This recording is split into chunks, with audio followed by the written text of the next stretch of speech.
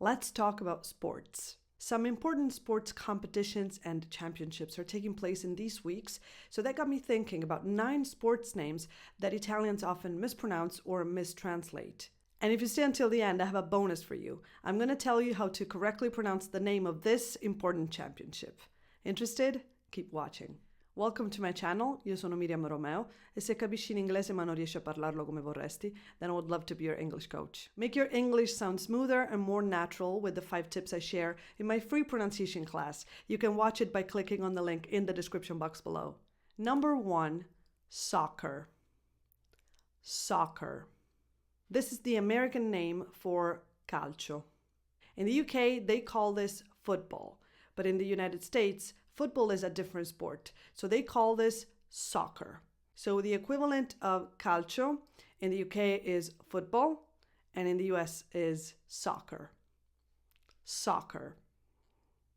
Number 2, basketball. Italians only say basket, but that means canestro.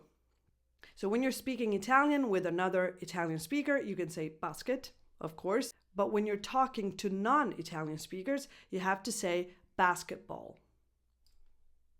Basketball. Number 3, volleyball. Volleyball. First of all, just like basket, if you only say volley, you're referring to something else. Actually, a tennis strike. Volley. If you want to say pallavolo, you need to say volleyball, not just volley. Volleyball. And you only pronounce one L, basically, volleyball, volley, and the second vowel is a tense E, volley, not volley, volley, E, volleyball. And that means that in English you can't say beach volley. You need to say beach volleyball because beach volley doesn't really mean much. So volleyball, beach volleyball. Number 4, hockey. Hockey. Not okay. Hockey. Hockey. Hockey. Number 5, rugby. Rugby. Ra. Ah. Same vowel that you have in the word sun. Ah. Rugby. Number 6, bowling. Bowling. Not bowling, bowling. Number 7, curling. Curling. Same sound they have in the word first. You need to protrude your lips a little bit. Curling. Curling. Number 8, mountain biking.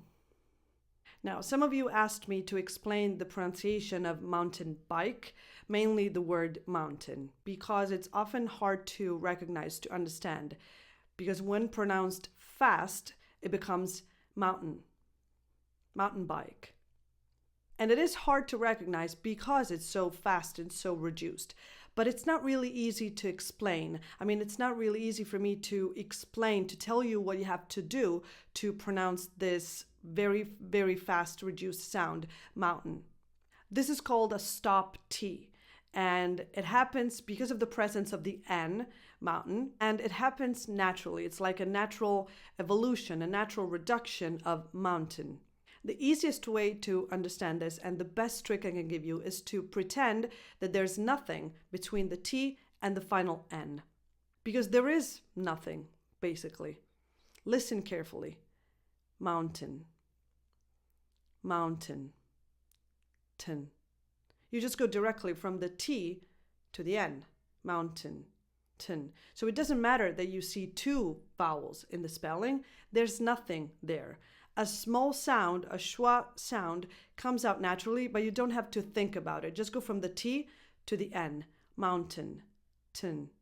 Mountain. And then when you speak faster, the sound mountain might just come out. So to recap, mountain biking. Or super fast, mountain biking. Number 9, tennis. Now this might not sound like a big difference to you, but listen carefully. Tennis, tennis.